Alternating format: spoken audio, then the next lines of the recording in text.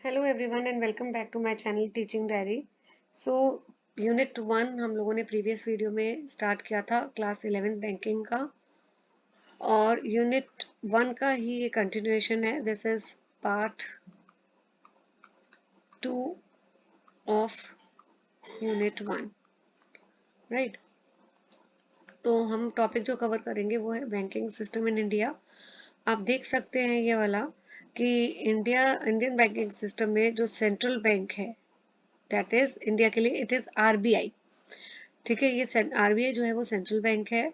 And then there are commercial banks, regional rural banks, cooperative banks. Commercial bank में आपके दोनों आते हैं, public sector and private sector bank. तो अभी इसी के बारे में हम डिटेल में पढ़ेंगे। आरबीआई मैंने अभी आपको बताया है, रिजर्व बैंक ऑफ इंडिया, ये हमारी कंट्री का सेंट्रल बैंक है। जैसे नॉर्मल बैंकिंग का फंक्शन होता है कि लोगों से फंड्स लेना और आगे उसको दे देना जिसको भी पैसे की ज़रूरत है, लेकिन आरबीआई का ये कन्वेंशनल जो काम है बैंकिंग का, ये वो नहीं है। तो आरबीआई लोगों से डिपॉजिट नहीं एक्सेप्ट करता और ना ही आगे किसी को लोन देता है। तो क्या फंक्शंस है आरबीआई के, वो हम आगे पढ़ेंगे, पर पहले कमर्शियल बैंक के बारे में पढ़ते हैं, राइट। कमर्शियल बैंक क्या है? ये वो इंस्टीट्यूशन है जो लोगों से फंड्स एक्सेप्ट करता है, आगे लोगों को लोन देता है और बाकी सर्विसेज भी प्रोवाइड करता है, राइट। सो मेन इनका क्यों रन होते हैं ये वाले इंस्टीट्यूशन? मेन एम है प्रॉफिट अर्न करना, लोगों की फाइनेंशियल रिक्वायरमेंट को फुलफिल करना, ठीक है। और बाकी जितने भी सेक्टर्स हैं जैसे एग्रीकल्चर या रूरल डेवलपमेंट, इनको इनकी जो भी रिक्वायरमेंट है उसको पूरा करना।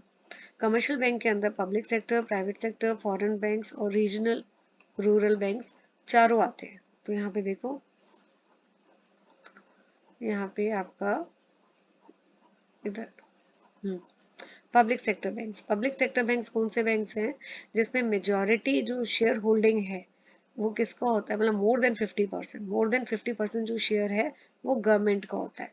जैसे state bank of India, Punjab national bank, bank of Baroda, etcetera. ठीक है, ये तो फर्स्ट पॉइंट हो गया पब्लिक सेक्टर बैंक्स के बारे में। सेकंड क्या है कि इनके जो बैंक के शेयर्स होते हैं वो स्टॉक एक्सचेंज में लिस्ट किए जाते हैं। They are listed on the stock exchange. और 27 पब्लिक सेक्टर बैंक्स है इंडिया में, जिसमें से 21 नेशनलाइज्ड है और 6 स्टेट बैंक ग्रुप्स है। सो एक चीज आपको, what is imperial bank of India, इसके ऊपर भी मन मार्कर आ सकता है कि जो प्रेसिडेंसी बैंक्स हैं बंगाल के, बॉम्बे के, मद्रास के, जिनकी 70 ब्रांचेस हैं, ये तीनों मर्ज हो गए थे 1921 में टू फॉर्म इंपीरियल बैंक। 1 जुलाई 1955 को इंपीरियल बैंक जो है इंडिया का, वो ही बन गया हमारा state bank of India, right. तो state bank of India subsidiary banks act 1959, they brought 8 formal princely state banks under SBI as its associate। तो ये जो SBI एक्ट है, इन्होंने क्या कि इस एक्ट के अकॉर्डिंगली जितने भी बैंक स्टेट बैंक्स थे, ठीक है, 8 फॉर्मर प्रिंसली स्टेट बैंक्स जो थे, ये एक्ट इनको SBI के अंडर लेकर आया, राइट। देन 7th पॉइंट में आप ये लिख सकते हैं कि 1969 में 7 और स्टेट बैंक्स जो थे वो नेशनलाइज हुए and they become subsidiaries of SBI, right. So objective क्या होता है? अभी मैंने बोला कि बैंक नेशनलाइज हुए। नेशनलाइज ऑब्जेक्टिव होता है नेशनलाइज का कि जो नॉर्मली अगर देखो बैंक नेशनलाइज ना हो तो क्या होता है कि कुछ पहले क्या होता था कि कोई बड़ी बड़ी रिच बिजनेस फैमिलीज होती थी, सारा कंट्रोल बैंक का उनके हाथ में ही था। लेकिन बैंक्स आने से नेशनलाइजेशन के बाद जो है, ये जो उनकी मोनोपोली थी या उनका ओनरशिप या कंट्रोल था, पावर थी इन बिजनेस हाउसेस की, ये जो है कम हो गई। सो इसलिए नेशनलाइजेशन इसलिए भी मेन जरूरी था कि इनका कंट्रोल जो है प्राइवेट बिग बिजनेस फैमिलीज का, ये जो है कंट्रोल इनका खत्म किया जा सके। और सेकंड पॉइंट इसी से रिलेटेड है, to prevent the concentration of wealth and economic power. तो कि एक के हाथ में ही जो है सारी वेल्थ ना हो और पावर एक के पास ना रहे, it should be distributed to everyone. Third, to mobilize the savings from masses all parts of the country. Nationalisation का था कि लोगों को इनकरेज करें और वो अपना पैसा बैंक के पास रखवाएं, सेव करें, और इसी को बोलते हैं मोबिलाइज सेविंग, राइट। सो मैंने अभी मैं बार बार आपको बोली जा रही हूँ कि नेशनलाइजेशन का मतलब होता है कि गवर्नमेंट का ज़्यादा से है। गवर्नमेंट जो है ओनरशिप और कंट्रोल प्राइवेट बैंक्स का ले लेती है, और कैसे लेती है कि उनके मैक्सिमम जो शेयर है वो गवर्नमेंट के पास रहते हैं। देन नेक्स्ट ऑब्जेक्टिव है नेशनलाइजेशन का, to cater to the needs of the priority sectors. अब एसबीआई जो है 1963 में ये मर्ज हो गया State bank of Jaipur. SBI ने मर्ज किया किसको? स्टेट बैंक ऑफ जयपुर को और स्टेट बैंक ऑफ बीकानेर को, राइट। सो एक और प्रपोजल था कि जो जितने भी एसोसिएट बैंक्स हैं उनको मर्ज करके एसबीआई बना दिया जाए, राइट। सो अगस्त 13 2008 को स्टेट बैंक ऑफ सौराष्ट्र मर्ज हो गया एसबीआई के साथ। नाउ कमिंग टू, हमने अभी कमर्शियल बैंक्स पढ़ा, सेकेंड है प्राइवेट सेक्टर बैंक्स। तो प्राइवेट सेक्टर बैंक जैसे HDFC, ICICI bank, axis bank, तो ये 1991 के बाद खुले, ठीक है। और ये कौन से बैंक है प्राइवेट सेक्टर जिसमें ज्यादातर शेयर होल्डिंग, ओनरशिप किसके पास होती है? प्राइवेट शेयर होल्डर्स के पास। देन कम्स फॉरेन बैंक जैसे कि city bank, bank of America. तो ये जो है ये इनका इनकॉर्पोरेशन सेटअप कहाँ हुआ है? अब्रॉड हुआ है, लेकिन इनकी ब्रांचेस इंडिया में, right. Then comes regional rural banks. तो ये क्या करते हैं? क्रेडिट देते हैं, लोन देते हैं किसको? एग्रीकल्चर डेवलपमेंट के लिए, रूरल डेवलपमेंट के लिए। एंड मेन ऑब्जेक्टिव क्या है रीजनल रूरल बैंक्स का? कि रूरल इकोनॉमी डेवलप करे जा सके। तो इनके बोरोअर्स कौन होते हैं? कौन इन बैंक से बोरो करते हैं? Small farmers, agriculture labourers, artisan, इनसे बोरो करती है।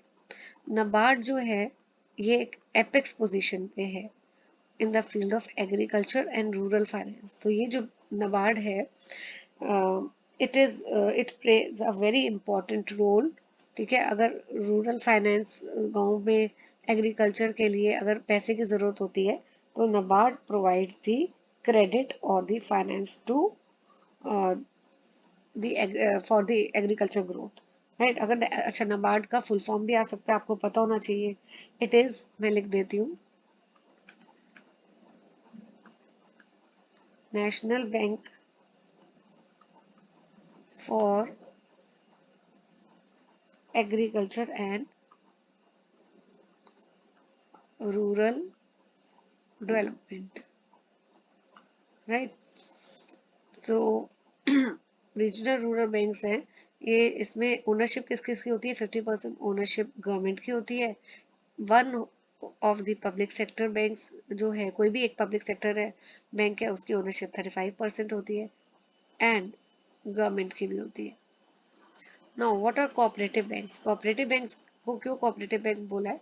क्योंकि इनको जो इनका they are organised under the provisions of cooperative credit society act. इनमें मेन बेनिफिशियरी कौन होता है कोऑपरेटिव बैंक का? Agriculture sector and rural sector.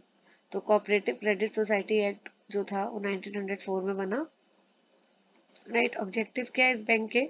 Rural credit देना, गांव में जो लोग हैं जिनको फंड्स की जरूरत है एग्रीकल्चर डेवलपमेंट के लिए, उनको फंड्स देना, ठीक है।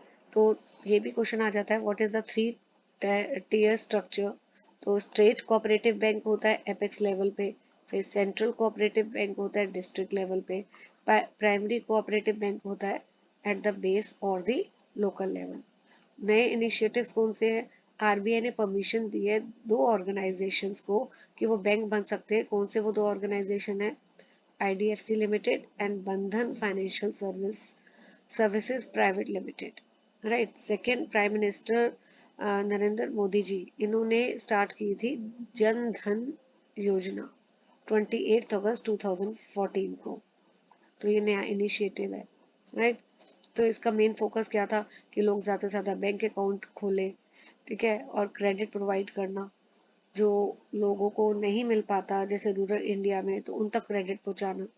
देन पेमेंट बैंक्स, 19 अगस्त 2015 में आरबीआई ने इन प्रिंसिपल लाइसेंस दिए टू 11 दीज 11 एंटिटीज। इन लोगों को लाइसेंस, जिसको बोला जाता है in principle licence. In principle licence का क्या मतलब है? इसका मतलब है temporary approval.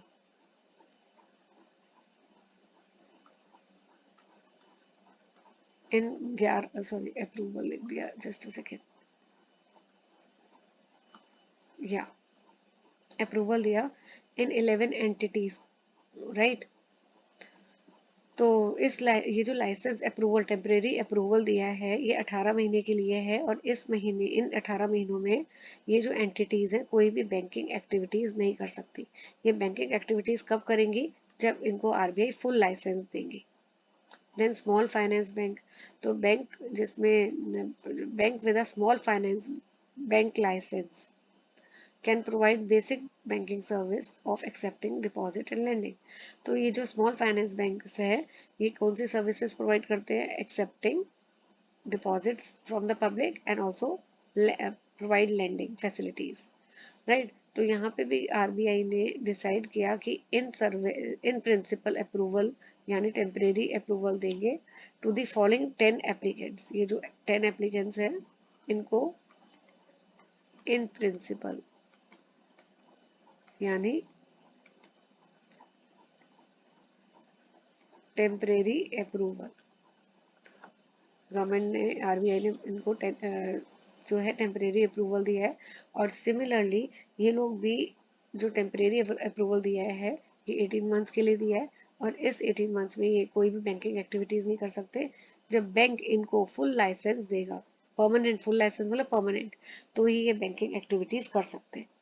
Next last session रह गया आरबीआई का, ये मैं नेक्स्ट वीडियो में कवर करूंगी। Till then stay tuned to my channel, please hit the like button, share and subscribe to my channel. Thank you for watching the video.